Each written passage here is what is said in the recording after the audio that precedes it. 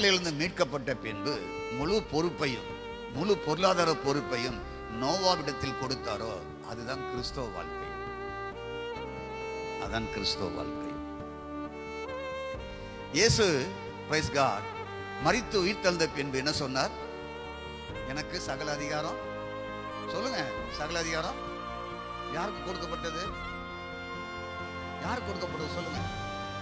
அப்போ சகல அதிகாரம் கொடுக்கப்பட்டதுன்னா ஏற்கனவே ஒரு கடவுள் தானே, கடவுள் தானே அவரு. இப்ப கொடுக்கப்பட்டதுங்கிறாரு.